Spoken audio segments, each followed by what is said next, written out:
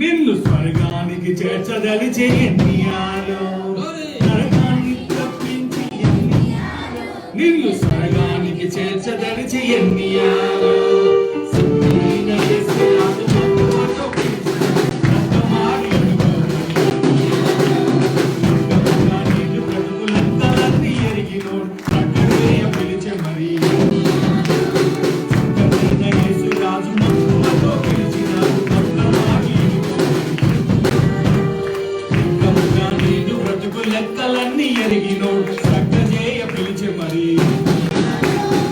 ఆకాశం పట్టనోడు దిగై పాకలోన పుట్టినాడు, ఆకాశం పట్టనోడు దిగై పాకలోన పుట్టినాడు, సిరిగలిగిన గొప్పోడు దిగై పరిపుగా మారినాడు, సిరిగలిగిన గొప్పోడు దిగై పరిపుగా మారినాడు.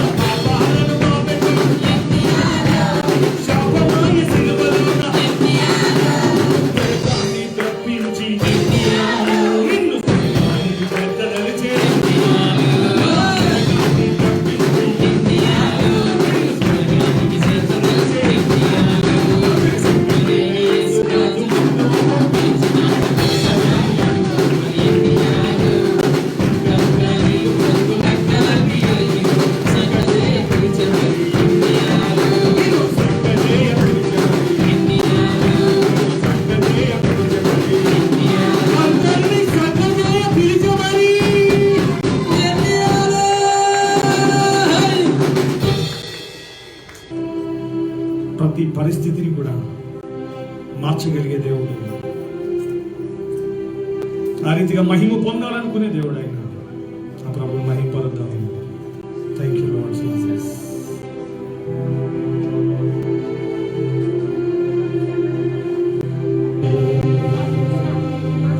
ఆరాధనా నీకే,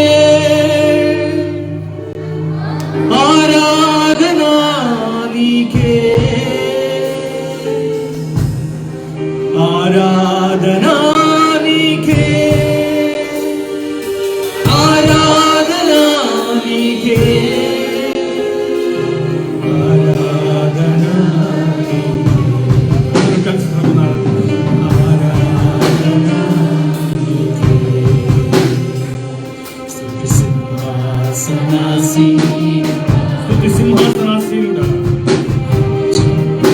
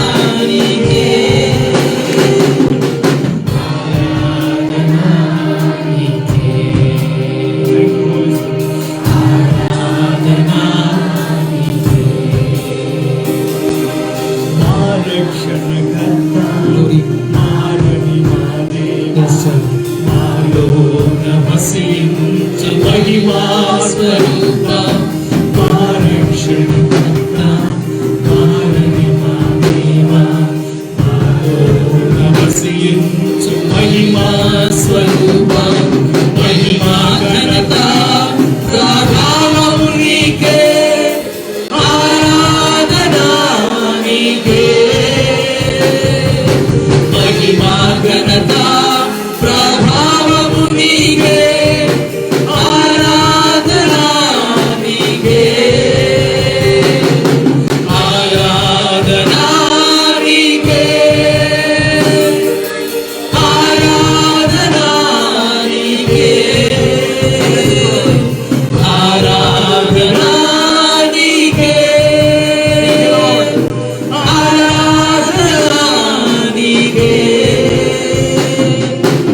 ఆరాధనా నీకే Yes, Lord Jesus.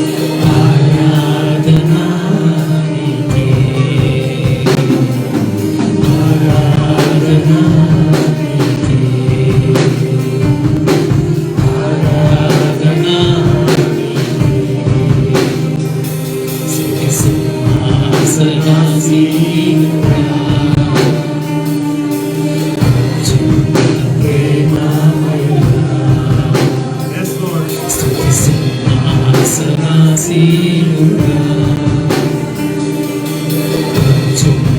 ప్రేమమయుడా పరిశుద్ధుడా పరిశుద్ధాత్ముడా పరిశుద్ధుడా పరిశుద్ధాత్ముడా ఆరాధనా ఆరాధనా ఆరాధనా నీకే Yes, Lord. ఆరాధనా నీకే ఆరాధనా నీకే ఆరాధనా నీకే ఆరాధనా నీకే ఆరాధనా నీకే ఆరాధనా నీకే ఆరాధనా నీకే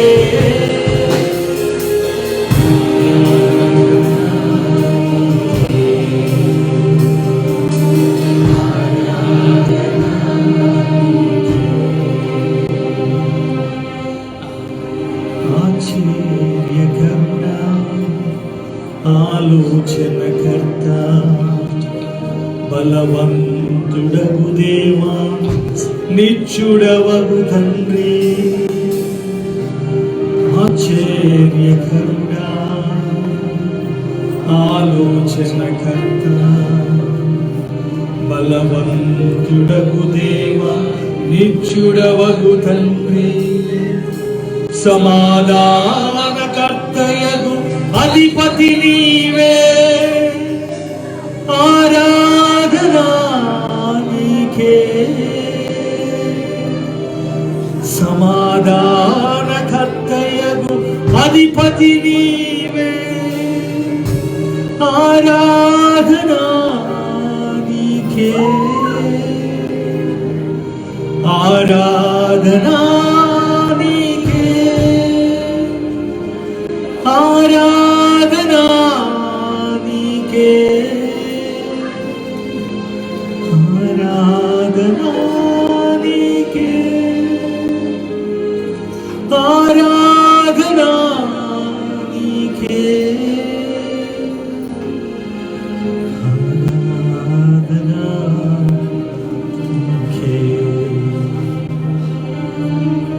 ఆరాధనా నీకే.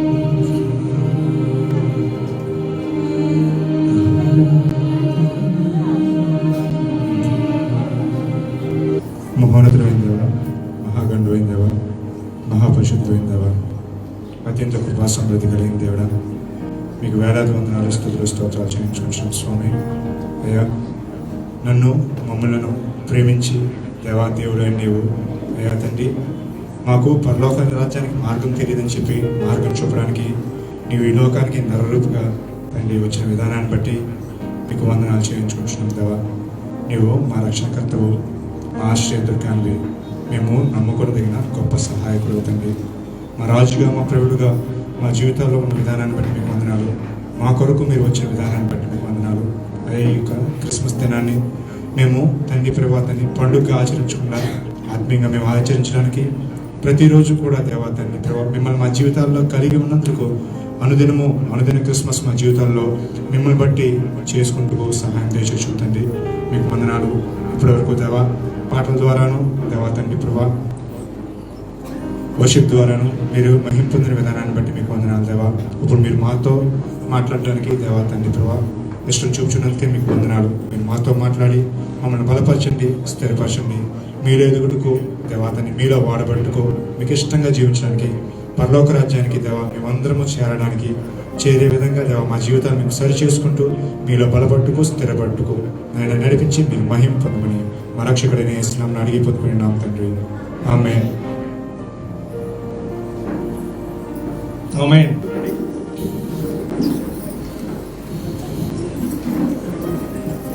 Thank you Holy Spirit. Hallelujah. Bible ఎక్కడ కూడా క్రిస్మస్ అన్నది క్రైస్తవుల పండుగ అని లేదు. బైబిల్ ఏమనుందంటే లూకాసు వార్త 2వ అధ్యాయం 10వ వచనంలో ప్రజలందరికీ, ఎంతమందికి? ఇండియనా, పాకిస్తానా, ఆఫ్ఘనిస్తానా, చైనా, రష్యా అన్న తాత్పర్యం లేదు. ప్రతి ఒక్కరికి చెందింది. అందుకని ఈరోజు వరల్డ్ వైడ్గా ప్రపంచవ్యాప్తంగా జరిగే ఫెస్టివల్ ఏదైనా ఉంది అంటే ఓన్లీ క్రిస్మస్. ప్రపంచంలో అన్ని దేశాలు, ఏ దేశమైనా సరే ఏడి బీసీ అని చెప్తే కానీ వాళ్ళ క్యాలెండర్ లేదు. హిస్టారికల్ ఎవిడెన్స్ అది. కాబట్టి ఆయన ఒక దేశం కొరకు లేకపోతే ఒక జాతి కొరకు వచ్చిన దేవుడు కాదు, లేకపోతే ఒక తరంలో కనిపించే దేవుడు కాదు. ఆయన గురించి బైబిల్ ఏమనుందంటే అనాది నుండి అనంతం వరకు ఉన్న దేవుడు ఆయన. No starting, no ending, but that is the God. మనకైతే ఒక స్టార్టింగ్ ఉంటుంది, ఒక ఎండింగ్ ఉంటుంది. నేను ఒకరోజు పుట్టాను, ఒకరోజు స్టార్ట్ అయింది, ఒకరోజు నా లైఫ్లో ఎండ్ ఉంటుంది. ఈ క్రియేషన్ ఉన్న ప్రతి దానికి కూడా స్టార్టింగ్ ఉంది, ఎండింగ్ ఉంది. కానీ స్టార్టింగ్ లేనిది, ఎండింగ్ లేనిది ఎవరైనా ఉన్నారంటే ఓన్లీ జీసస్. కాబట్టి ఈరోజు జీసస్ గురించిన కొన్ని విషయాలు, ఈరోజు చాలా మందికి కూడా జీసస్ గురించి ఏం తెలుసంటే అది ఐరోపా దేవుడు, లేకపోతే అమెరికా వాళ్ళ దేవుడు, తెల్లవాళ్ళ దేవుడు, ఈ రీతిగా ఆ కులం వాళ్ళ దేవుడు అని చెప్పి కొన్ని అపోహలు డెవిల్ పుట్టించిందని. డెవిల్ యొక్క ముఖ్య కాన్సెప్ట్ ఏంటంటే దేవుని దగ్గరికి రాకుండా చేస్తుంది. ఒకవేళ దేవుని దగ్గరికి వచ్చినా ఆయన చెప్పినట్లుగా ఉండడానికి, అలా ఏకీభవించడానికి ఏమండి ఇష్టపడదు. కాబట్టి ఈరోజు దేవుని రాకడికి సంబంధించిన చాలా ప్రాముఖ్యమైన విషయాలు ఈరోజు మీరు నేర్చుకోబోతున్నారు. ఇంతకుముందు ఎప్పుడు కూడా క్రిస్మస్ గురించి లేదా క్రీస్తు గురించి నాకు తెలియదు అన్న వాళ్ళు ఎవరైనా ఉన్నారు? ఎనీవన్? తెలిసిన వాళ్ళే ఉన్నారు. ఒకసారి ఒక 5-6 ఇయర్స్ ఉంటుంది బొడ్డోడికి. ఒక్కడే కొడుకు ఆయన. వాళ్ళ నాయన చాలా ఆస్తిపరుడు, చాలా గొప్ప వ్యక్తి, ఆయన ధనవంతుడు. ప్రతి సంవత్సరం కూడా చాలా గ్రాండ్గా వాడి బర్త్డే చేస్తారనమాట. వాడికి 4-5 ఇయర్స్ ఉంటుంది. వాడికి గ్రాండ్గా ఎవ్రీ ఇయర్. ఈసారి అయితే వాళ్ళ నాయనలకు ఉన్న స్పెషల్ ఏంటంటే ప్రతి సంవత్సరం కూడా మనం సాధారణంగా బర్త్డే చేస్తే ఫస్ట్ ఇయర్ చేసినట్లుగా మిగతా ఇయర్స్లో చేయం. ఫస్ట్ ఇయర్ మాత్రం హంగామా చేస్తాం. తర్వాత పాపం వాడికి ఒక కేక్, ఒక బట్టలు తీసుకొని మొహం వాడేస్తాం. కానీ ఈ ఇంట్లో అనుకుందాం ఫస్ట్ ఇయర్ 10 lakhs ఖర్చు పెడితే సెకండ్ ఇయర్ 15 lakhs ఖర్చు పెడతాడు. ఎందుకంటే ఆ కొడుకు మీద ఆయనకు ఉండే మమకారం, తర్వాత ఆయన దగ్గర ఉన్నదంతా ఎవరి కొరకు? కొడుకు కొరకు. ఒక్కడే లేక కొన్ని సంవత్సరాల తర్వాత ఆయన పుడితే ఈ సంవత్సరం ఏం చేశారంటే 5th ఇయర్ వాడికి గ్రాండ్గా దగ్గరగా 20 lakhs ఖర్చు పెట్టాడు, 25 lakhs పెద్ద ఫంక్షన్ హాల్ తీసుకున్నాడు. ఏమండి అందరినీ పిలిచాడు, 40 వెరైటీస్ భోజనాలు. ఏమండి అంత హంగామా నడుస్తుంది అనమాట. బంధువులు అందరూ వస్తున్నారు. మామూలుగా ధనవంతులు ఫంక్షన్ అంటే ఎలా ఉంటుంది, ఎవడు మిస్ కాడు. ఈ సాంబార్ ఫంక్షన్కి మిస్ అవ్వచ్చేమో కానీ ఇటువంటి ఫంక్షన్లకు ఎవరు కూడా మిస్ కాదు. అందరూ ఈ రీతిగా ఆయన అందరికి కూడా సన్నిహితంగా ఉండేవాడు. అందరూ వచ్చారు, భోజనాల కార్యక్రమాలన్నీ కూడా అయిపోయినాయి.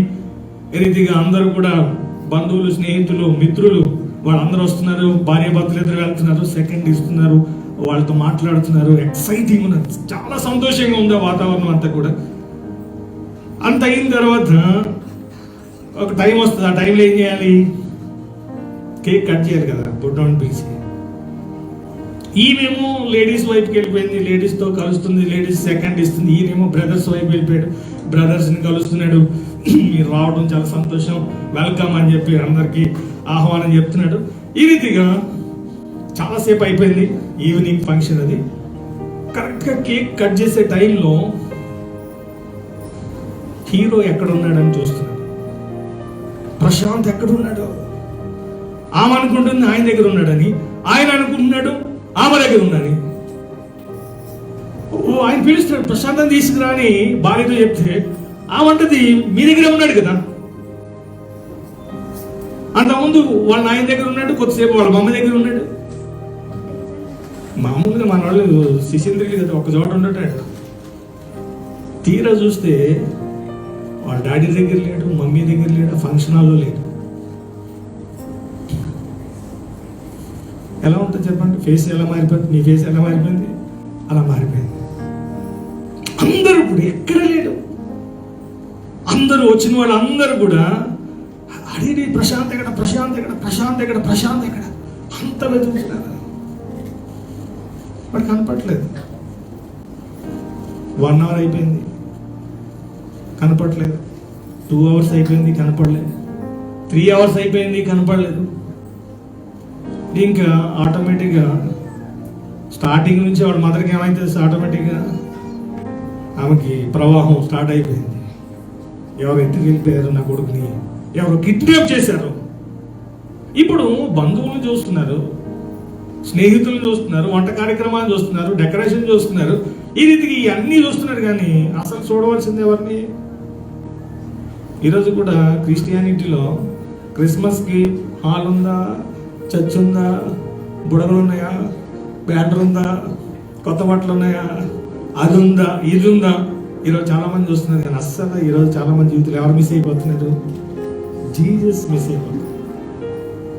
ఒక ఆయన చెప్పాడు, మీరు ఇలా టెన్షన్ పడకండి, మనకి ఆల్రెడీ సీసీ కెమెరాస్ ఉన్నాయి, ఒకసారి దాన్ని ఆన్ చేసి చూద్దాం అని సీసీ కెమెరాస్ ఆన్ చేశారు. అది లేటెస్ట్ టెక్నాలజీ.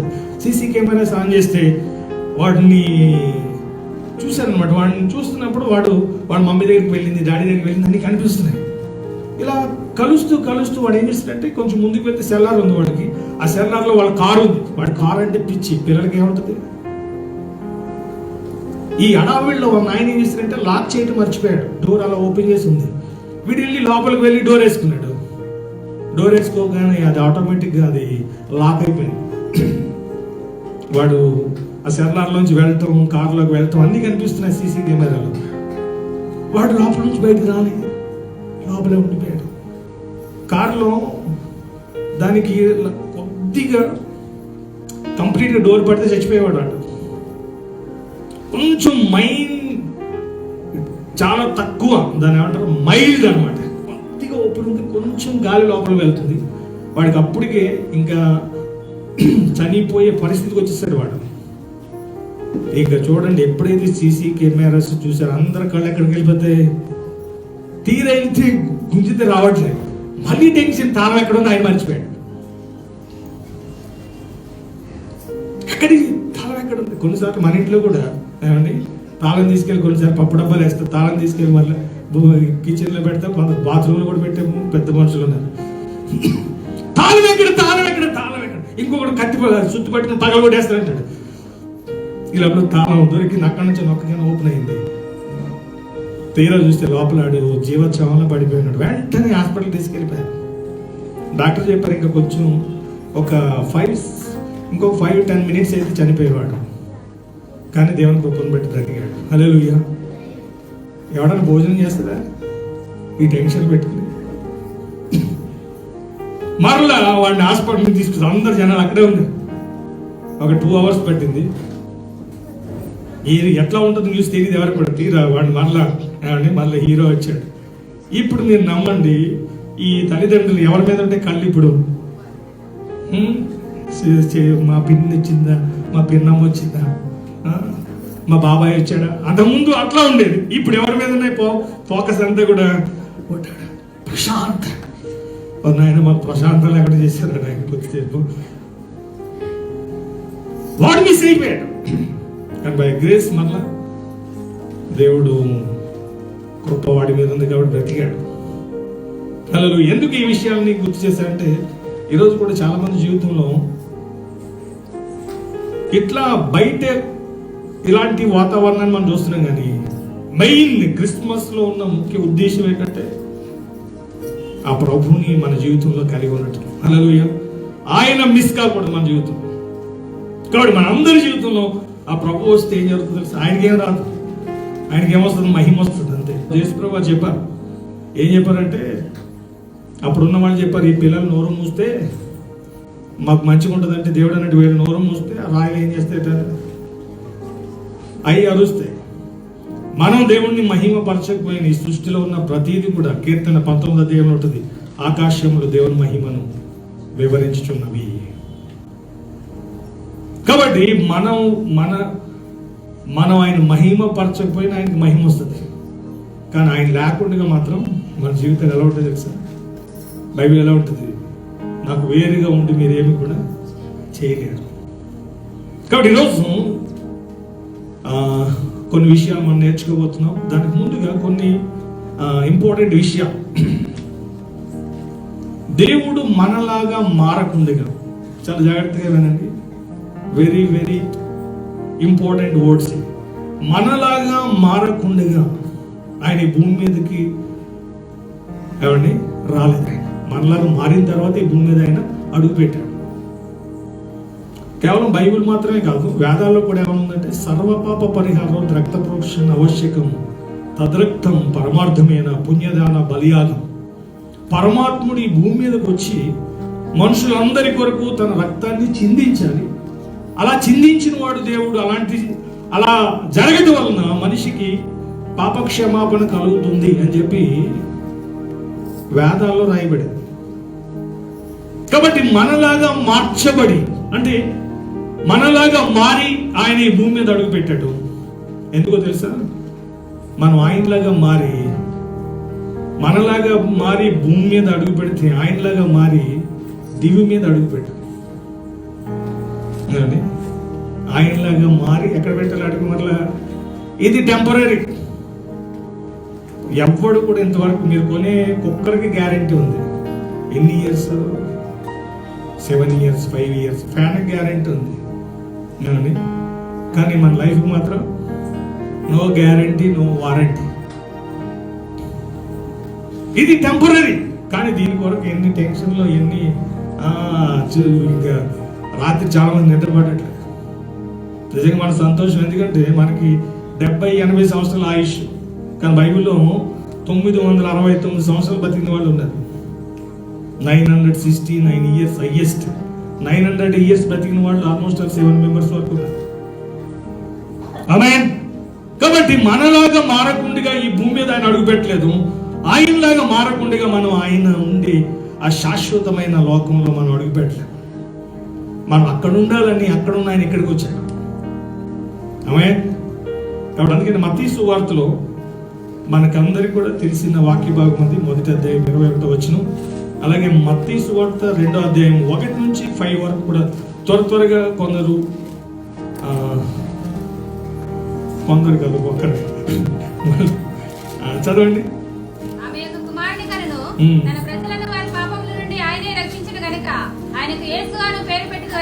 ఇదిగో కన్యక గర్భవతి అయి కుమారుని కనును, ఆయనకు ఇమ్మానుయేలను పేరు పెట్టుదురు అని ప్రభు తన ప్రవక్త ద్వారా పలికిన మాట నెరవేరినట్లు ఇదంతయు జరిగెను. Matthew Gospel chapter 2 1-5, next Luke Gospel chapter 2, next 8 to 11 14. రాజైన హేరోదు దినములయందు యూదయ దేశపు బెత్లెహేములో యేసు పుట్టిన పిమ్మట ఇదిగో తూర్పు దేశపు జ్ఞానులు యెరూషలేమునకు వచ్చి, యూదుల రాజుగా పుట్టినవాడు ఎక్కడనున్నాడు? తూర్పు దిక్కున మేము ఆయన నక్షత్రమును చూచి ఆయనను పూజింపవచ్చిదమని చెప్పిరి. హేరోదు రాజు ఈ సంగతి వినినప్పుడు అతడును అతనితో కూడా యెరూషలేము వారందరినూ కలవరపడిరి. కాబట్టి రాజు ప్రధాన యాజకులను ప్రజలలో నుండి శాస్త్రులను అందరినీ సమకూర్చి క్రీస్తు ఎక్కడ పుట్టినని వారిని అడిగెను. అందుకు వారు, యూదయ బెత్లెహేములోనే, ఎలయనగా యూదయ దేశపు బెత్లెహేమ, నీవు యూదా ప్రధానులలో ఎంత మాత్రమును అల్పమైన దానము కావు. ఇశ్రాయేలీయులను నా ప్రజలను పరిపాలించే అధిపతి నీలో నుండి వచ్చును అని ప్రవక్త ద్వారా వ్రాయబడి ఉన్నదని. నెక్స్ట్ రిఫరెన్స్ చాప్టర్ 2 లూక్, ఇదేమో మాథ్యూ 2 లో మనం చూస్తున్నాం. లూక్ గాస్పల్ చాప్టర్ 2 8-14 వరకు. ఆ దేశంలో కొందరు గొర్రెల కాపరులు పొలములో ఉండి రాత్రి వేళ తమ మందను కాచుకొనుచుండగా ప్రభు దూత వారి యొద్దకు వచ్చి నిలిచెను. ప్రభు మహిమ వారి చుట్టూ ప్రకాశించినందున వారు మిక్కిలి భయపడిరి. అయితే ఆ దూత, భయపడకుడి, ఇదిగో ప్రజలందరికీ కలగబోవు మహా సంతోషకరమైన సువర్తమానము నేను మీకు తెలియజేస్తున్నాను. దావీదు పట్టణమందు నేడు రక్షకుడు మీ కొరకు పుట్టి ఉన్నాడు. ఈయన ప్రభు అయిన క్రీస్తు. దానికిదే మీ కానవాలు. ఒక శిశువు పొత్తిగుడ్డలతో చుట్టబడి ఒక తొట్టెలో పండుకొని ఉండుట మీరు చూచెదరని వారితో చెప్పెను. వెంటనే పరలోక సైన్య సమూహము ఆ దూతతో కూడా నుండి సర్వోన్నతమైన స్థలములలో దేవునికి మహిమయు, ఆయనకిష్టులైన మనుషులకు భూమి మీద సమాధానమును కలుగునగాక అని దేవుని స్తోత్రము చేయుచుండెను. Praise the Lord, hallelujah. 2 references మనం చూసాం. లూకా సువార్తలో మనకి జ్ఞానులు కనిపిస్తున్నారు, గొల్లలు కనిపిస్తున్నారు. మాథ్యూ గాస్పల్ ఎవరు కనిపిస్తున్నారు? జ్ఞానులు కనిపిస్తున్నారు. చాలా సార్లు విన్నాం, చదివాం. కానీ ఎన్నిసార్లు విన్నా దేవుని వాక్యానికి ఉన్న స్పెషల్ ఏంటంటే, రోజు అన్నం తిన్నా కూడా ప్రతిరోజు ఎలా అనిపిస్తుంది? బోర్ కొట్టదు కదా. ఏమండి, శరీరానికి ఆహారం ఎలాగో వాక్యం కూడా మన ఆత్మకు అలాంటిది. కాబట్టి ఇక్కడ 2 రిఫరెన్సెస్. జాగ్రత్తగా ఈ విషయాలని, సత్యాలు మనం నేర్చుకుందాం. దాంట్లోకి వెళ్ళక ముందు మనకి బైబిల్లో న్యూ టెస్ట్మెంట్, ఓల్డ్ టెస్ట్మెంట్, పాత నిబంధన, కొత్త నిబంధన. అంటే యేసు ప్రభు వారు మన శరీరాన్ని ధరించక ముందు, జెనసిస్ టు ఆదికాండం నుండి మలాకి వరకు కూడా జీసస్ ఉన్నారు. అప్పుడు కూడా మన శరీరాన్ని ధరించిన తర్వాత మత్తయి సువార్త నుంచి ప్రకటన గ్రంథం వరకు కూడా 27 బుక్స్ అవి 39. ఓల్డ్ టెస్టిమెంట్ లో 39 గ్రంథాలు ఉన్నాయి. ఒకే దాంట్లో ఎన్ని గ్రంథాలు ఉన్నాయి తెలుసా? 66 గ్రంథాలతో నిండిన బుక్. ఇప్పుడు పాత నిబంధనలో మనం చూస్తే ఓల్డ్ టెస్టిమెంట్ లో ఈ క్రియేషన్ అంతా కూడా 6 days లైన్ చేశాడు. కంప్లీట్ గా ఈ సృష్టిని అంతా చేసిన తర్వాత మనం ఓల్డ్ టెస్టిమెంట్ ప్యాటర్న్ చూస్తే, దేవుడు ఏదైతే కలుగజేశాడో, దేవుడు ఏదైతే సృష్టించాడో దాని కొరకు జీవించేవారు కనిపించారు. దేవుడు చేసిన దాన్ని బట్టి, దేవుడు ఇచ్చిన దాన్ని బట్టి బ్రతికేవారు. ఒక మాటలో చెప్పాలంటే. కానీ న్యూ టెస్టిమెంట్ ఏంటో తెలుసా? ఇంకా క్లియర్గా చెప్పాలంటే, లోకంలో ఉన్న వాటిని బట్టి బ్రతికే వాళ్ళు. లోకంలో ఉన్న వాటి కొరకు కూడా దేవుడు కూడా ఆ టైంలో ఇశ్రాయేలుతో కూడా, మీకు గమనిస్తే, లోకంలో ఉన్నది కానా మీకు ఇస్తానని చెప్పాడు. లోకంలో ఉన్న దాని కొరకు ఈ రోజైనా ఆ రోజైనా సరే లోకంలో జీవించే ఎక్కువ మంది కూడా లోకంలో ఉన్న వాటి కొరకు. బైబిల్లో ఏమంటుందంటే, లోకంలో ఉన్నదంతా కూడా ఏంటి? 3 మాటల్లో దేవుడు తేల్చేశాడు: శరీరాశ, నేత్రాశ, జీవితం. కానీ న్యూ టెస్ట్మెంట్ ఇస్ డిఫరెంట్. యేసు ప్రభు వారు వచ్చిన తర్వాత లివింగ్ స్టైల్ మారిపోయింది, జీవించే విధానం మారిపోయింది. అంతవరకు జీవించే విధానం దేని కొరకు అంటే, బైబిల్లో ఒక ఆయన ఉన్నాడు: నా ప్రాణమా తినుము త్రాగుము సుఖించుము. ఆ నైట్ వాడికి ఒక వాయిస్ వినపడింది: వెర్రివాడి రాత్రి నీ ప్రాణాన్ని అడుగుతున్నా. లోకంలో ఉన్న వాటిని బట్టి మనం జీవించడం కాదు, ఏమండి? ఎవరిని బట్టి జీవించాలి? అందుకని బైబిల్ ఎలా ఉంటుంది? మీలో ఉన్నవాడు లోకంలో ఉన్నవాని కంటే నేంటాను నీలో ఉన్నవాని కొరకు జీవించు. లోకంలో ఉన్నదాని కొరకు కాదు. లోకంలో ఉన్నదాని కొరకు, లోకంలో ఉన్నవాడి కొరకు ఈరోజు జీవిస్తున్నారు. ఈరోజు నేను చెప్తున్నాను, లోకంలో ఏమండి ఈ పరిస్థితి కనిపిస్తుంది, కానీ ఈరోజు మన జీవితంలో మనలో ఉన్నవాని కొరకు, ఆయన ఇచ్చిన వాక్యంలో ఉన్నదాని కొరకు మనం జీవించాలి. That is the Christmas. అర్థమైందా? ఈ రోజు కూడా అలాంటి వాళ్ళు ఉన్నారు. లోకానికి సంబంధించి అంటే వారు కావాల్సిన దాని కొరకు జీవించే వాళ్ళు ఉన్నారు. కొందరేమో ప్రభు కొరకు జీవించే వాళ్ళు ఉన్నారు. ప్రభు కొరకు జీవిస్తే నీకు కావాల్సిందే కాదు, నీ ద్వారా ఎంతో మందికి కావాల్సిన దాన్ని దేవుడిస్తాడు. ఆమేన్. నువ్వు తినటం గొప్ప విషయం, నీ ద్వారా 10 మంది తినటం గొప్ప విషయం. నువ్వు సంతోషంగా ఉండటం గొప్ప విషయం, నిన్ను బట్టి 10 మంది ఆనందించడం గొప్ప విషయం. ఏది గొప్పది? నిన్ను బట్టి 10 మంది ఆనందించాలి. హల్లెలూయా. అందుకని యేసుప్రభువు వారు పుట్టినప్పుడు కూడా ప్రజలందరికీ కలుగుకో మా సంతోషకరమైన సువార్తమానం. కాబట్టి ఇవి చాలా ఇంపార్టెంట్. మన మీద మన హృదయం మీద చేయి పెట్టుకుని లోకంలో ఉన్నదాని కొరకు జీవిస్తున్నాను, ఈ లోకాన్ని సృష్టించిన దేవుని కొరకు జీవిస్తున్నాను. ఒకసారి చిన్న ప్రశ్న వేసుకోండి, లోపల రెడ్ లైట్ వెలిగిందా, గ్రీన్ లైట్ వెలిగిందా చెప్పండి. లోపల మనకి సెన్స్ పెట్టాడు దేవుడు, మనకు అర్థమవుతుంది లోపల ఏం జరుగుతుందో.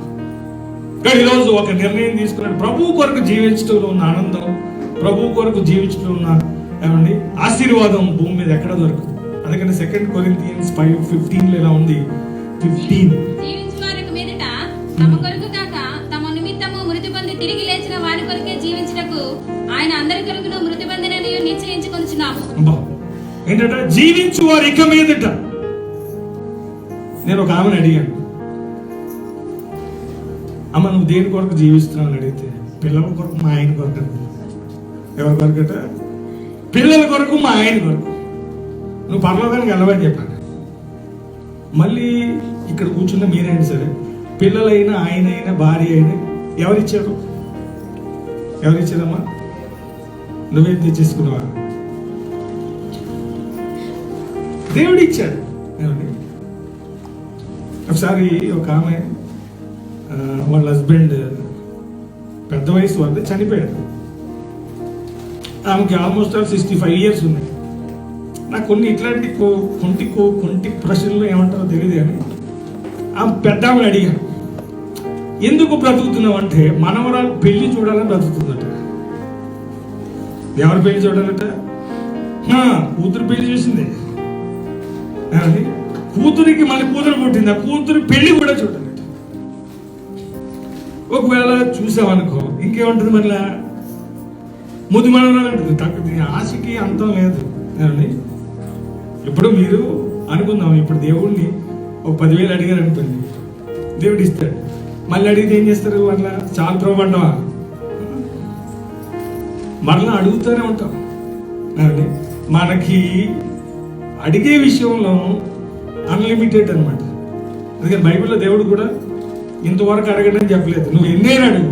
కానీ ఎవరికి దేవుడు ఇస్తాడు అంటే దానికి కూడా కండిషన్ ఉంది. నా యందు మీరు మీ యందు నా మాటలు నిలిచి ఉన్నట్లయితే మీకు ఏది ఇష్టం అడగండి, అది నేను మీకు అనుగ్రహిస్తాను. Condition is very important. ఈరోజు క్రిస్టియానిటీ అనేది డిఫరెంట్. నేను ఒకప్పుడు క్రిస్టియన్ కాదు, మా నాయన పేరు సింహాద్రి, నేను అసిస్టెంట్ పూజారిగా కూడా ఉన్నాను.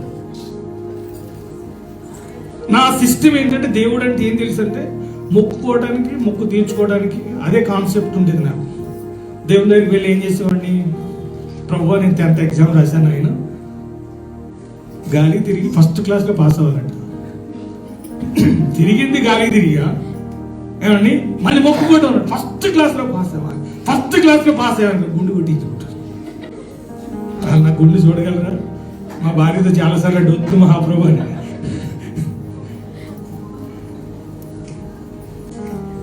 నా గుండె ఎందుకు లేదు చెప్పండి. నాతో పాటు ఉన్నవాడు కూడా వాడు మొక్కుకున్నాడు, ఆడు గుండు చేయించుకున్నాడు, నేను గుండు చేయించుకోలేదు. కారణం ఏంటంటే నేను గట్టు మీద పడ్డాను, ఆడు ఫస్ట్ క్లాస్లో పాస్ అయ్యాడు. ఇద్దరు మొక్కుకున్నాం, బోర్డు గుండెలు చేయించుకున్నాం అని. వాడు కష్టపడ్డాడు, నేను కష్టపడ్డా. వాడు సెకండ్ టైం వెళ్ళాడు, నేను సెకండ్ టైం వెళ్ళాను. ఎందుకంటే వాడు మొక్కుకోవడానికి వచ్చాడు, తర్వాత మొక్కు తీర్చుకున్నాడు. ఇప్పుడు దేవునికి లోకంలో కొన్ని శక్తులు ఉన్నాయి. ఈ శక్తులకు ఉన్న ప్రభావం ఏంటంటే, అందుకని యేసుప్రభు వారు ఉన్న టైంలో కూడా ఆ పవర్ యేసుప్రభు దగ్గరికి వచ్చింది. బైబిల్ ఏమంటుందని డెవిల్ అని చెప్తుంది. వచ్చి ఏమందంటే, నువ్వు నాకు మొక్కితే చాలు ఇది అంత ఇచ్చేస్తానండి. ఏం చేస్తే చాలు? జస్ట్ బిగి, నువ్వు నన్ను మొక్కు చాలు, ఇంకేం చేయని అవసరం లేదు. ఎవ్రీథింగ్ ఈ లోకం అంతా ఇచ్చేస్తాను నీకు. దేవుడు ఏమన్నాడు తెలుసా? మనకి ఇలాంటి ఆలోచనలు ఉంటాయి, కానీ ఆయన గురించి తెలుసుకుని ఆయన చెప్పినట్లుగా జీవిస్తే శాశ్వతమైన మేలు పొందుతాం. హల్లెలూయా. అందుకని న్యూ టెస్టిమెంట్ లో యేసు ప్రభువు వారు మాట్లాడిన మొట్టమొదటి మాటలు చూస్తే, పరలోక రాజ్యము సమీపించి ఉన్నది, మారు మనసు పొందండి. ఫస్ట్ వర్డ్స్ ఆయన నోట్లో వచ్చింది. దేని గురించి మాట్లాడుతున్నాడు ఆయన? కింగ్డమ్ ఆఫ్ హెవెన్, పరలోక రాజ్యము దగ్గరగా ఉంది, సమీపంగా ఉంది, మీరు మారు మనసు పొందండి. అంటే మీ పాపాలు ఒప్పుకుని విడిచిపెట్టండి. అది బైబిల్ మాత్రమే కాదు చెప్పేది. పాపోహ పాప కర్మ పాపాత్మ పాప సంభవ ద్రాహిమాం కృపాదేవ శరణాగత వచ్చు. బయట కూడా అసత్యం ఉంది.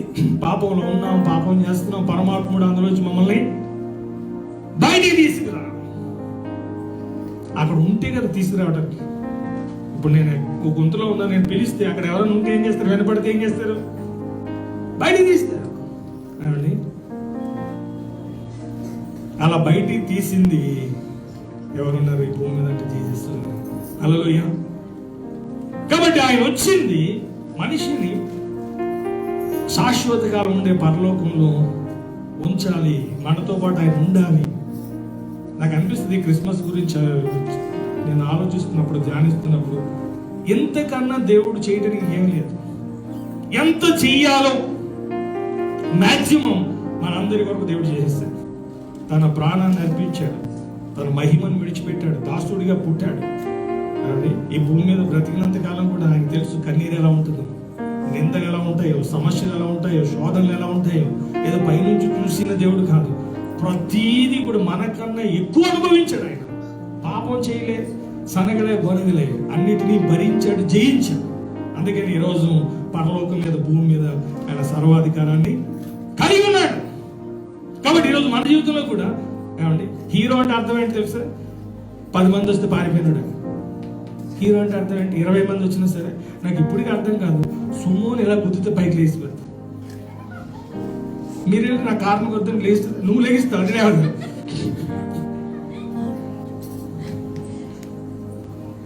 రియల్ హీరోస్ ఎవరో తెలుసా? నిజంగా నువ్వు దేవునికి కూడా ఏంటంటే, నా కుమార్తె నా కుమారుడు హీరో లాగా చూడాలనుకుంటాడు. మీ పిల్లలను కూడా ఎలా చూడాలనుకుంటారు? విలనా హీరోనా? ఆడు 3 అడుగులు ఉన్నా సరే ఏమనుకుంటాం? ఎందుకంటే ఒక తండ్రిగా, ఒక తల్లిగా మనం పిల్లల విషయంలో ఎట్లాంటి ఒపీనియన్ కలిగి ఉంటాం, దేవుని కూడా మన విషయంలో, మన దేవుడు కూడా ఎలాంటి వాడు తెలుసా? ఎప్పటికీ ఆయనకి అపజయం తెలియదు. ఆమేన్. జయశీలుడు. కాబట్టి ఈ శోధనలు ఎందుకు వస్తాయి, కష్టాలు ఎందుకు వస్తాయి అంటే, నువ్వు వాటిని ఎలా జయించుతావో చూడాలనుకుంటాడు ఆయన పైనుంచి. సంసోన్ కనుక సింహాన్ని చూసి చెట్టు ఎక్కి కూర్చుంటే ఏమయ్యాడు? సంసోన్ అనేవాడు కాదు. ఏమండి, దేవుడు ఆయనకి ఆ గ్రేస్ ఇచ్చాడు. కాబట్టి ఈరోజు మన జీవితంలో ఆ ప్రభు యొక్క ప్రేమను, త్యాగాన్ని మనం గుర్తించినప్పుడు మన జీవితంలో ఆ ప్రభువుకి నచ్చినట్లుగా మనం జీవిస్తాం. 2 రిఫరెన్సెస్ మనం చదివాం న్యూ టెస్టిమెంట్ లో. ఒకటి మాథ్యూ గాస్పల్, రెండవది లూకా సువార్త. ఈ మత్తయి సువార్తలో 1వ అధ్యాయం 21వ వచనంలో తన ప్రజలను అంటే, అందులో తన ప్రజలంటే ఎవరు? బైబిల్లో 3:16 ఉంటుంది, జాన్లో, దేవుడు లోకమును ఎంతగానో ప్రేమించాడు, తన అద్వితీయ కుమారునిగా పుట్టిన వారి యందు విశ్వాసం ఉంచి ప్రతివాడు నశింపగా నిత్య జీవం పొందినట్లుగా ఆయనను అనుగ్రహించాడు. అదే రీతిగా అపోస్తుల కార్యాలు 10వ అధ్యాయంలో అక్కడ మనం చూస్తాం 35 అనుకుంటుంది. అక్కడ ఏమంటుందంటే, ప్రతి జనములో ఆయనకు భయపడి నీతిగా నడుచుకునే వారిని ఆయన అంగీకరిస్తాడు. ప్రతి జనములో ఏం కావాలి ఆయనకి? ఆయన భయపడడం, నెక్స్ట్ నీతిగా నడవాలి. ఆయనకి గుడి కట్టమని చెప్పలేదు ఆయన. నువ్వు నీతిగా ఉండవు. నీతిగా ఎప్పుడు ఉండగలవు? నువ్వు భయపడినప్పుడు. భయం ఉన్నప్పుడు ఏమైతే తెలుసా? ఇప్పుడు షుగర్ ఉన్న వాడికి స్వీట్ ఎందుకు తింటే చెప్పు? షుగర్ ఉన్నాయని స్వీట్ ఎందుకు తింటాడు? భయం, కిడ్నీలు ఎగిరిపోతాయేమో, మళ్ళీ షుగర్ పెరుగుతుందేమో. అందుకని డాక్టర్స్ కూడా ఏమంటారు, నువ్వు తింటే చస్తావంటాడు. సావాలనుకుంటే తింటు. ఈ చావు మీద భయంతో వాడు ఏం చేస్తాడు? పుల్లారెడ్డి తీసుకురండి, నల్లారెడ్డి తీసుకురండి, ఏం చేస్తాడు? తింటాడా?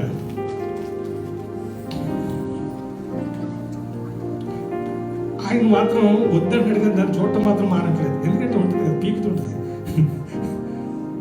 పైగా పుల్లారెడ్డి, బిచ్చారెడ్డి కూడా కాదు. నాకెందుకు వచ్చింది షుగర్ అంటే నేనేం చెప్తాను దానికి? టెన్షన్ పడకే, వాడు భార్య చెప్తుంది టెన్షన్ పడకే, టెన్షన్ పడకంటే టెన్షన్ పడతావు. టెన్షన్ పడితే నువ్వు షుగర్ వస్తుంది. షుగర్ వస్తుంది, సాల్ట్ వస్తుంది, మిర్చి పౌడర్ కూడా వస్తుంది. తెలుసా మీకు? వస్తుంది. నువ్వు పిలిస్తే ఏదైనా వస్తుంది. కాబట్టి ఇక్కడ మనం చూస్తున్నాం, తన ప్రజలను వారి పాపముల నుండి ఆయన కూడా కాదు. బైబిల్ ఎక్కడ కూడా ఈయన కూడా ఒక దేవుడు అని లేదు. ఏమండి? యోహాను సువార్త 14:6 నేనే మార్గమును సత్యమును జీవమును, నా ద్వారా తప్ప ఎవడు తండ్రి వద్దకు రాలేడు. నో పే. ఒకసారి ఉంటే తెలుసుకో. 6:12 ఉంటుంది ఇర్మియా గ్రంథంలో, మార్గములలో నిలిచి చూడుడి, పురాతన మార్గములను గూర్చి విచారించుడి, మేలు కలుగు మార్గం ఏది అని అడిగి అందులో నడుచుకోనండి, అప్పుడు మీకు నెమ్మది కలుగుతుంది. ఎంత ఛాలెంజింగ్ అది. హల్లెలూయా. నువ్వు చూడు, అన్వేషించు. నేను 3 years అన్వేషించాను. ఎందుకంటే మా ఇంట్లో ఒక మిస్టరీ ఉంది. మా ఇంట్లో మా మమ్మీ ఏమో మలయాళీ, కేరళ మా మమ్మీ. ఆమె ఏమో యేసు ప్రభువుని నమ్ముకు, మా నాయనేమో సింహాద్రి. మా ఇంట్లో క్రిస్మస్ అదే రీతిగా అన్ని పండుగలు జరిగి, అన్ని పండుగలకు బట్టలు వచ్చాయి. పిల్లలకి ఏం కావాలి? ఆడికి పిండి వంటలు బట్టలు పెడితే చాలు ఆడికి. ఏనండి? ఇప్పుడు వాడికి కొత్త బట్టలు కొనుక్కోండి, వాడి క్రిస్మస్ కాదంటారు. తెలుసు మీకు? నేను చాలా హ్యాపీ ఫీల్ అయ్యేవాడిని. ఎందుకంటే ఒక్కటి కూడా మిస్ కావట్లేదు. ఇప్పుడు క్రిస్టియన్స్కి ఏమో హిందూ పండుగలు చేసుకోరు కదా, హిందూస్ క్రిస్మస్ చేసుకోరు. కానీ మన మా ఇంట్లో డబల్ ధమాక్. ఒక్క చీర కొంటే 2 చీరలు ఫ్రీ అన్నట్టుగా. కానీ నేను ఆలోచించాను. ఒక ఆయన చెప్పాడు, నువ్వు ఒకసారి దేవుని గురించి ఆలోచించు. ఉప్పుకుంటే పప్పుకుంటే ఆలోచిస్తున్నాం, కానీ దేవుని గురించి అన్వేషణ ఈరోజు చాలా మందిలో లేదు. బైబిల్ ఇలా రాయబడి దేవుడు చెప్పాడు. 9 23, 24, 25 వచనాలు చూస్తే ఇర్మియా గ్రంథంలో, నన్ను పరిశీలనగా తెలుసుకునే వాణిని బట్టి నేను అతిశయిస్తాను. ఎలా తెలుసుకోవాలంటే నన్ను పరిశీలనగా తెలుసుకోనండి. పైన తెలుసుకోవటమే. పరిశీలనగా తెలిసినప్పుడు ఏమవుతుంది? ఇక్కడ కూర్చున్న వాళ్ళకి ఎంతమంది కరెంట్ షాక్ కొట్టింది? అది పరిశీలనగా తెలుసుకోవటం. ఏలు పెట్టమనండి ఇప్పుడు. అంటే టేస్ట్ చూడటం అన్నమాట. పరిశీలించడం అంటే దాన్ని టేస్ట్ చూడటం. కాబట్టి ఈరోజు మన జీవితంలో కూడా ఏమండి ఈ విషయాలు అర్థం కావాలి. తన ప్రజలు అంటే ఎవరంటే ఎవరైతే ఆయన మాట విన్నారో, ఎవరైతే ఆయన మాటకు లోబడ్డారో, అలా జీవించడానికి ఇష్టపడ్డారో, వారు ఎవరైనా సరే, ఎలాంటి వారైనా సరే, పరిశుద్ధుల పాపుల, ఆయనకి ఏ భేదం లేదు. వారిని ఏం చేస్తారు అంటే బైబిల్ ఉంటుంది, ఎంతకు వచ్చిన వారు నేను ఎంత మాత్రం బయటికి త్రోసివేయను. తన ప్రజలు అంటే ప్రతి ఒక్కరిని కూడా దేవుడు ఎలా చూస్తాడంటే, నా కుమారుడు, నా కుమార్తె. మనం ఆయన అసహించుకున్నా, మనం ఆయన ద్వేషించినా, ఆయన ఎన్నన్నా సరే, ఆయన మాత్రం మనం ప్రేమిస్తున్నాడు. హల్లెలూయా. Jesus loves you. యేసు ప్రభు వారు మిమ్మల్ని అందరినీ ఇందులో నుంచి కూడా చూసేవాళ్ళు ఉన్నారు. కొంతమంది ఆన్లైన్లో వారిని కూడా దేవుడు ప్రేమిస్తున్నాడు. కాబట్టి ఆయన కావలసింది, ఆయన్ని సంతోష పెట్టేది ఏంటో తెలుసా? ఇప్పుడు మీ ఇంట్లో ఈరోజు ఫ్యామిలీ ప్యాక్ బిర్యానీ ఇస్తే ఇంట్లో వాళ్ళందరూ ఏం చేస్తారు? సెపరేట్ హ్యాపీ ఫీల్ అవుతాం. మనకు కాకపోయిన పిల్లలు తప్పకుండా ఏమండి, వాళ్ళకి సర్టిన్ ఏజ్ వరకు కూడా ఆ మనసు ఉంటుంది. కానీ పరలోకం అంతా ఎప్పుడు ఆనందిస్తుందో తెలుసా?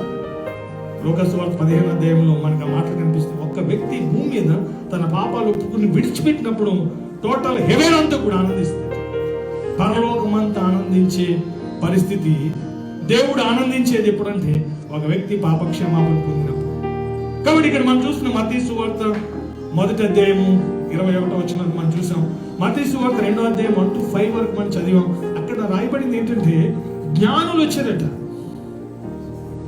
వాళ్ళు వచ్చి వాళ్ళకి మరి ఆ నక్షత్రాన్ని చూసినప్పుడు నాకు అనిపించింది, ఈ జ్ఞానులకేమో నక్షత్రం ద్వారా యేసు ప్రభు దగ్గరికి రావడం జరిగింది, గొల్లలేమో దేవదూత చెప్పడం ద్వారా యేసు ప్రభు దగ్గరికి రావడం జరిగింది.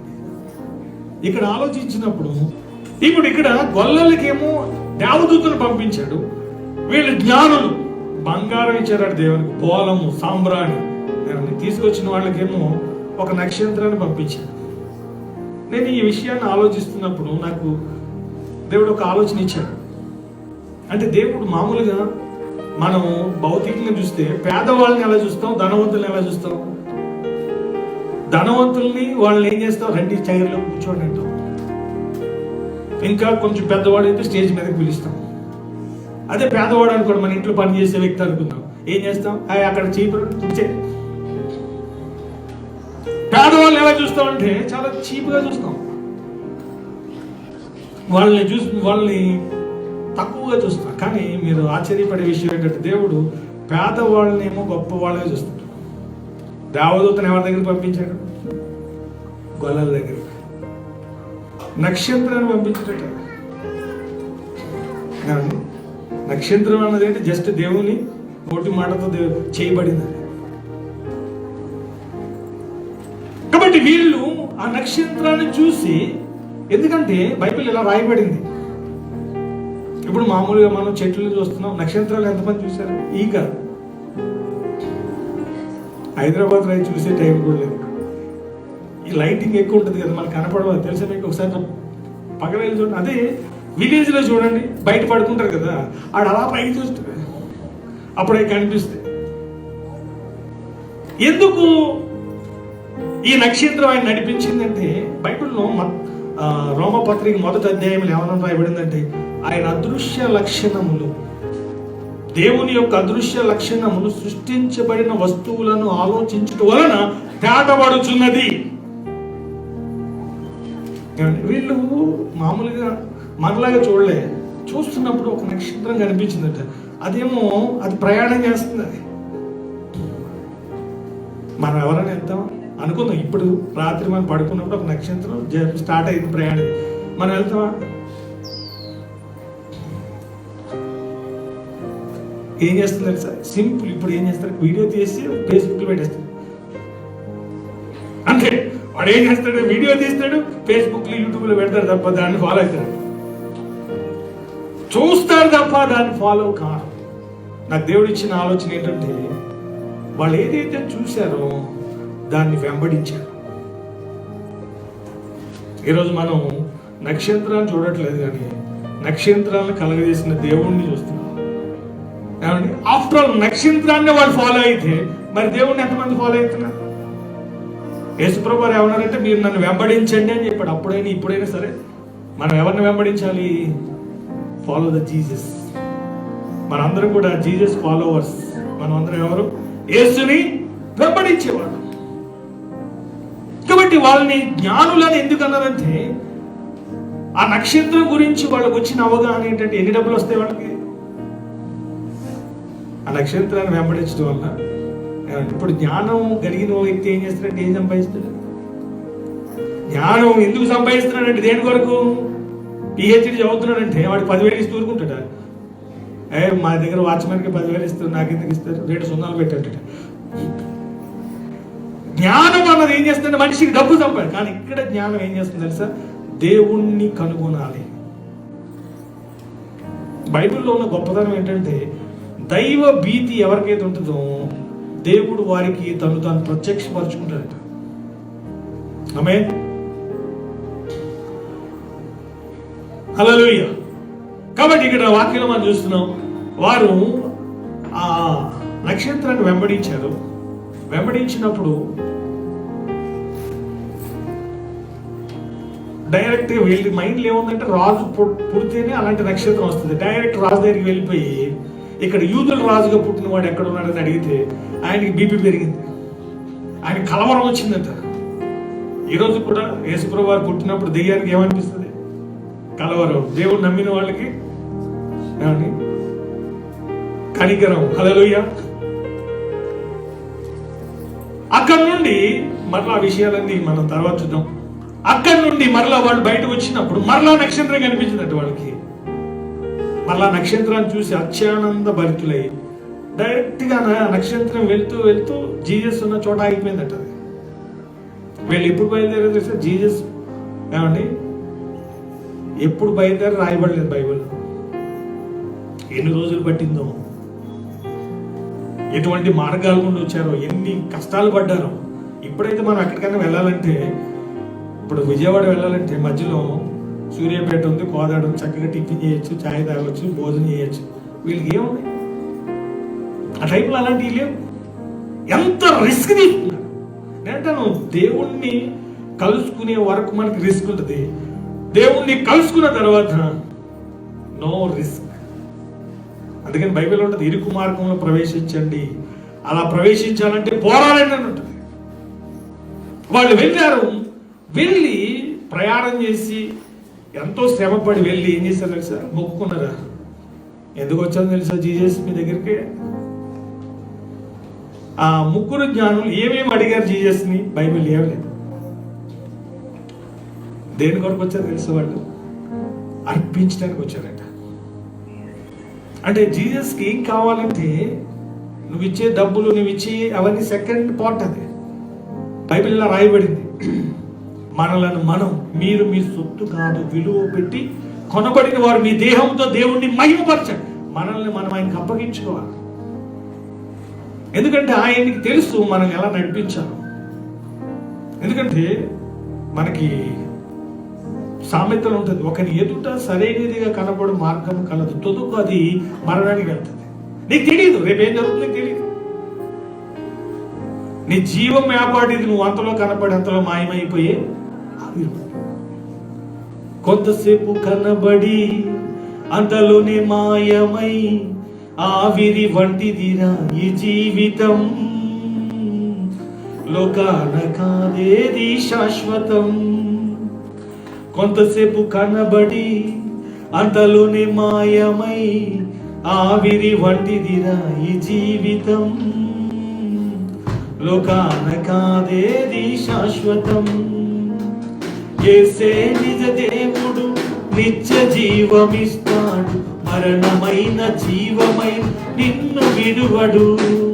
యేసే నిజ దేవుడు, నిత్య జీవమిస్తాడు, మరణమైన జీవమైన నిన్ను విడువడు. కొంతసేపు కనబడి అంతలోనే మాయమై ఆవిరి వంటిదిరా ఈ జీవితం, లోకాన కాదేది శాశ్వతం. ఎదురవుతారెందరో నీ పయనంలో, నిలిచేది ఎందరో నీ అక్కరలో. ఎదురవుతారెందరో నీ పయనంలో, నిలిచేది ఎందరో నీ అక్కరలో. వచ్చేదెవరు నీతో మరణం వరకు, ఇచ్చేదెవరు ఆపై నిత్య జీవము నీకు. వచ్చేదెవరు నీతో మరణం వరకు, ఇచ్చేదెవరు ఆపై నిత్య జీవము నీకు. యేసే నిజ దేవుడు, నిత్య జీవమిస్తాడు, మరణమైన జీవమై నిన్ను విడువడు. హల్లెలూయా. కాబట్టి వీరు చేసిన పని ఏంటంటే ప్రభువుని చూసిన తర్వాత వారు అర్పించుకుంటూ ఉండలేదు. వాళ్ళు ఏదైతే అర్పించాలనుకున్నారో అర్పించేశారు వాళ్ళు. ఎందుకంటే దేవుడు కూడా మన కొరకు ఏది దాచుకోలేదు, ఆయన మన కొరకు తను తాను అర్పించుకున్నాడు. ఇప్పుడు మీ ఇంటికి వచ్చినప్పుడు మీరు నాకు పప్పు చారేసి పెడితే, మా ఇంటికి వచ్చినప్పుడు నేనేం చేస్తాను తెలుసా? చారేసి పెడతాను. ఒకవేళ మీ ఇంటికి వచ్చినప్పుడు మీరు నాకు మంచిగా చూసుకున్నారు అనుకోండి, నాకు సిగ్గుండాలి కదా. మా ఇంటికి వచ్చినప్పుడు మిమ్మల్ని ఏం చేయాలి? సేమ్ అంటే మిమ్మల్ని కూడా అలా చూసుకోవాలి. ఏమండి అలా చూడలేదు. నెక్స్ట్ టైం వచ్చినప్పుడు ఉంటుంది నాకు పండుగ. కాబట్టి ఆయన మనల్ని ఎలా ప్రేమించాడో, మన కొరకు ఏం చేశాడో ఇప్పుడు సీక్రెట్ చెప్తున్నాను.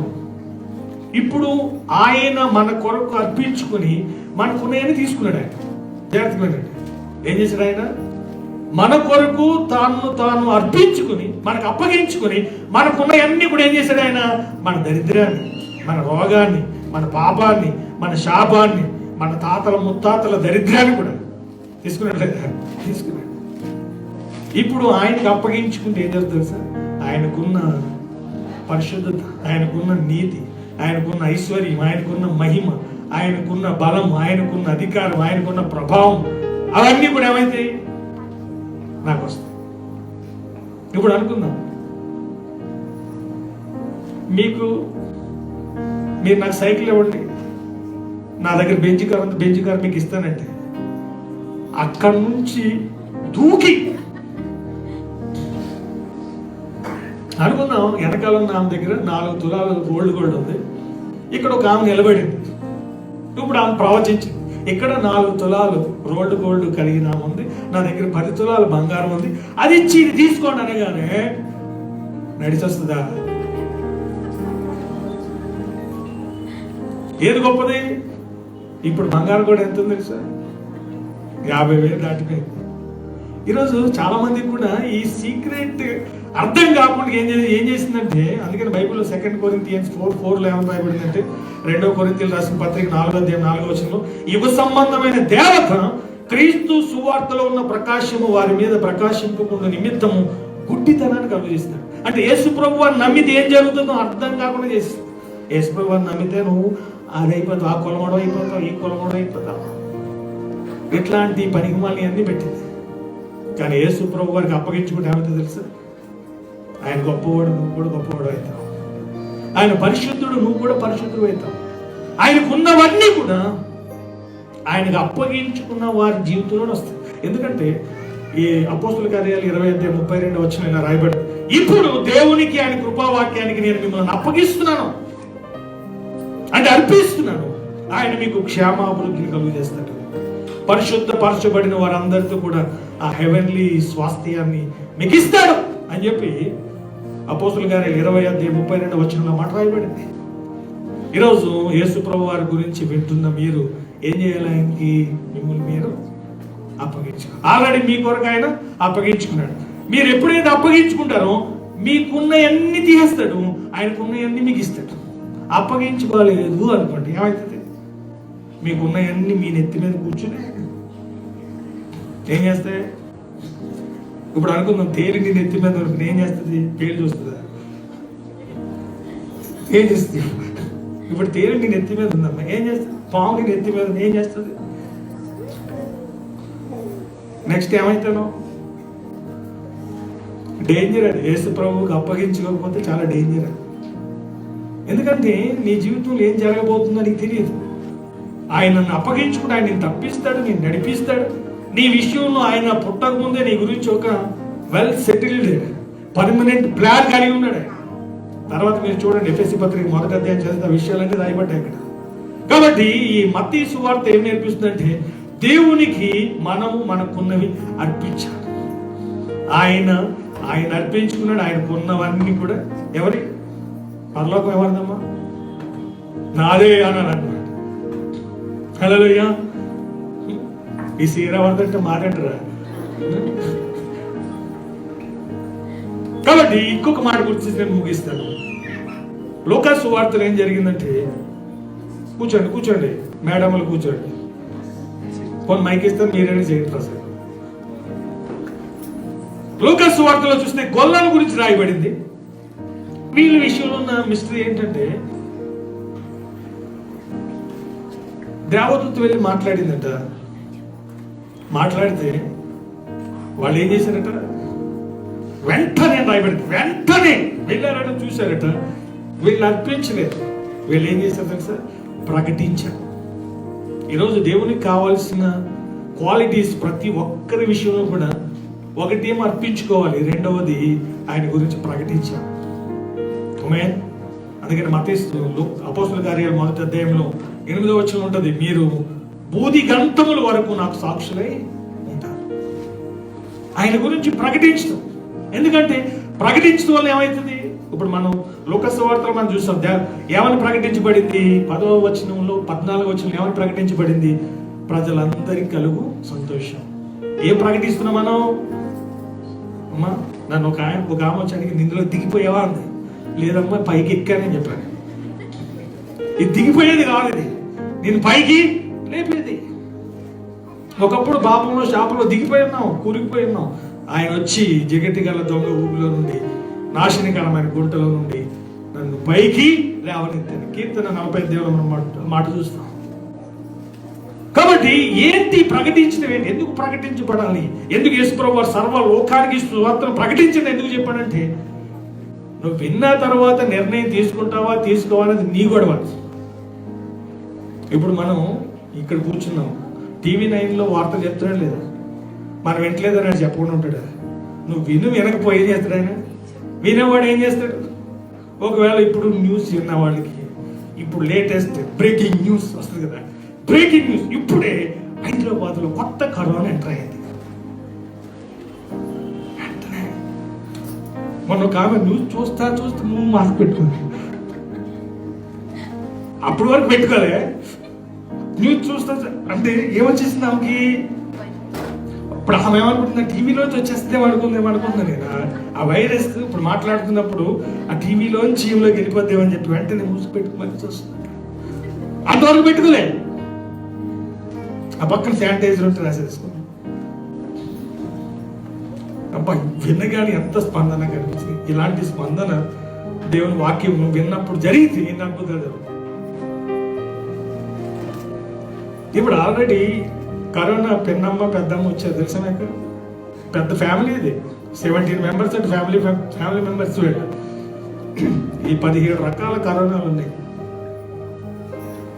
కానీ దేవుని పిల్లలకి నో ఫియర్, అకున్న మటాట, నో వరీస్. ఆమేన్. కాబట్టి వీళ్ళు చేసిన పని ఏంటంటే ప్రభు గురించి ప్రకటించడం వల్ల ఏం కలుగుతుంది? 10వ వచనంలో ప్రజలందరికీ అంటే సంతోషాన్ని ఇవ్వడానికి వచ్చాడు. ఇప్పుడు ఆయన గురించి విని ఆయన చెప్పేది చేస్తే నిజంగా సంతోషంగా అవుతుంది. ఒకప్పుడు నాకు ఫ్రెండ్స్తో ఉన్నప్పుడు, ఒకప్పుడు నాకు డబ్బులు ఉన్నప్పుడు, ఒకప్పుడు నాకు కావాల్సింది కొన్నప్పుడు తిన్నప్పుడు సంతోషం ఉంది. ఇప్పుడు దేవుని కృపను బట్టి ఏమి లేకపోయినా సంతోషం, అన్ని ఉన్న సంతోషం. సంతోషంతో మ్యాటర్తో సంబంధం లేదు, సంతోషం ఉంటుంది. ఇప్పుడు మనకి మ్యాటర్ ఉంటేనే సంతోషం ఉంటుంది. ఏమండి? డిపెండ్ అపాన్ మ్యాటర్ అనమాట. ఎందుకంటే బాధగా ఉన్నాం, ఎందుకంటే మా ఆయన తిట్టాడు, లేకపోతే ఇలా జరిగింది, మా అత్త ఇలా అంటుంది నన్ను అని చెప్పి. ఒక ఆమె అయితే నన్ను కొట్టి అంత పని చేసినాడు. ఇలా వచ్చింది, మా అత్త ఏమని తెలుసు పాస్టర్, ఇంకొంచెం కూల్గా ఉంటామా, నేను కొంచెం దొడ్డుకున్నాను కాబట్టి నో ప్రాబ్లం, సన్నగా ఉంటే వేరే పరిస్థితి అది. ఇప్పుడు ఆమెకి నిజంగా బర్నింగ్ అలా ఉంది. ఇప్పుడు మ్యాటర్స్ ఉన్నాయి బాధపడ్డానికి. ఇక్కడ కూర్చున్న మీరు ఇప్పుడు నవ్వుతున్నారు, కానీ కొందరికి లోపల కొన్ని ఉన్నాయి. అవి ఏం చేస్తుంటే తేలినాక పొడుతుంటాయి. కానీ ఈ మాటలు వింటే నువ్వు సంతోషంగా అన్ని సమయాల్లో అన్ని పరిస్థితులు ఉంటాయి కదా. ఎందుకంటే ఆయన చూసుకుంటాడు నీ బాధలన్నీ, నీ చింత అంతా, నీ కష్టం అంతా, నీకున్న ప్రతి అవసరత కూడా ఆయన ఏం చేస్తాడు? చూస్తాడు, తీరుస్తాడు కూడా. మేమైతే చూస్తాం, జాలి పడతాం, ప్రార్థన చేస్తూ ఉంటాం, కానీ కార్యం చేసేది మాత్రం. కాబట్టి ఆయన గురించి వింటే ప్రజలందరికీ కూడా మహా సంతోషం. అంటే ఏ సంతోషం ఇది? ఇది వర్ణింప శక్యం కాని సంతోషం. కాబట్టి ఆయన మాట వింటే మనిషి సంతోషం కలుగుతుంది. అదే అధ్యాయం 14లో సమాధానము, ఆయనకి ఇష్టలైన మనుషులకు భూమి మీద సమాధానము కలుగును కాక. అంటే ఈరోజు ప్రతి వ్యక్తికి, ప్రతి ఇంట్లో ఉండవలసిన వ్యక్తి సంతోషం ఉండాలి, సమాధానం ఉండాలి. ఆ వార్త యేసుప్రభువు వారు చెప్పింది. హల్లెలూయా.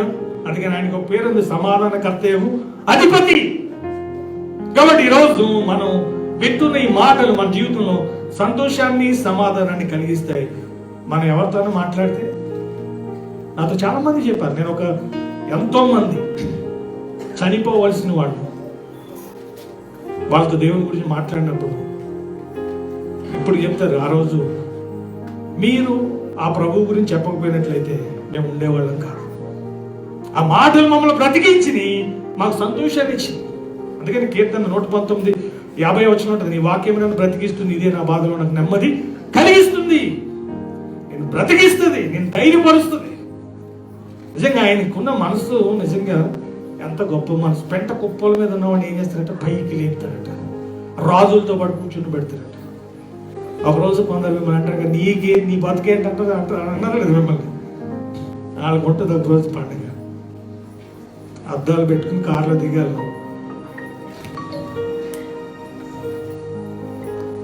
ఎవరు నువ్వు ఇప్పుడు అనిల్ అంబానీ కూతురు కానీ కొడుకు కానీ ఎలా తీస్తారండి? ఎలా తీస్తారు? చిప్పు చుట్టేసి తీస్తారు. ఎట్లా ఉంటుంది వాళ్ళ సెటప్, ఎలా ఉంటుంది, గెటప్ ఎలా ఉంటుంది? మరి మన తండ్రి ఎవరు? కాబట్టి ఆయన్ని బట్టి మనకి ఆ ఘనత కలుగుతుంది. ఇవి సంతోషం, సమాధానం, ఆ ప్రభువుకు సంబంధించిన అన్ని కలిగి ఉండాలంటే 2 పనులు చేయాలి. ఏంటంటే ఒకటి అర్పించుకోవాలి, రెండవది ప్రకటించాలి. ఈ కమిట్మెంట్ ఎవరైతే తీసుకుంటారో, ప్రభువా నన్ను నేను నీకు అప్పగించుకుంటున్నాను, నా పాపాల కొరకు నన్ను పరలోకంలో చూడాలని ఈ లోకానికి వచ్చి నీవు నా కొరకు అర్పించుకున్నావు, కాబట్టి నేను నీ కొరకు నన్ను నేను అప్పగించుకున్నాను అని చెప్పి మనం ఆయన సరెండర్ అయిన తర్వాత, ఆయనకు అప్పగించుకున్న తర్వాత ఆయన పని చేయాలి. ఇప్పుడు అనుకుంది చెప్పిన ప్రార్థన చేస్తాను. పెళ్ళైన వాళ్ళు ఎంతమంది? పెళ్ళి అయిన వాళ్ళు మీ పెళ్లి కాకముందు 9 గంటలకు లేచి అలవాటు ఉంది అనుకుందాం. పెళ్లి కాకముందు మీకు పెళ్ళి అయింది, ఆ పేరేంటి,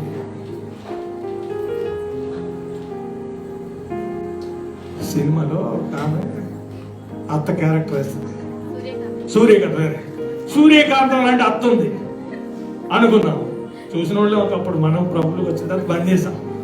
ఇప్పుడు చూస్తే మంచిది కాదు, ఎందుకంటే దానివల్ల బుర్ర ఖరాబ్ అయితే తప్ప మంచి జరిగేది ఏమి లేదు. స్నానం చేసి మళ్ళీ బురద నీటిలో కూర్చుంటే ఎట్లయితుంది? ఇప్పుడు సూర్యకాంతం లాంటి అత్త ఉంది.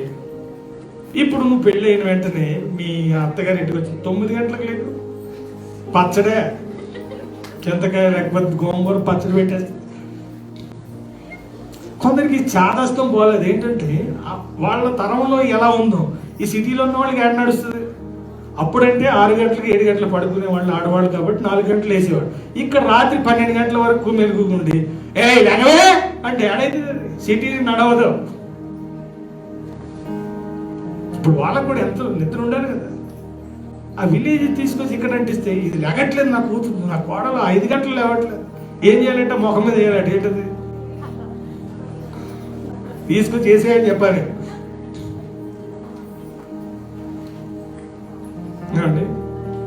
ఇప్పుడు దేని గురించి చెప్తాను? హల్లెలూయా.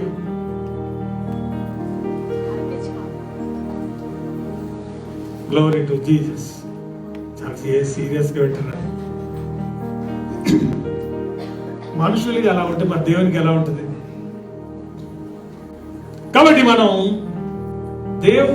దేవుడు చెప్పింది చేయటం వలన కలిగే ఆనందం వేరు. సంతోషము, నెక్స్ట్ సమాధానం. ఈ 2 ఎప్పుడు వస్తాయంటే ఏమండి, ఇప్పుడు సంతోషంగా ఒక వ్యక్తి ఎప్పుడు అప్పులు ఉంటూ ఉన్నాడు కదా, అప్పులు తీరిపోతే నేను చెప్తున్నాను ఇప్పుడు దేవుడు మీ అప్పులను తీర్చేస్తే ఆటోమేటిక్ వస్తుంది కదా, వస్తుంది.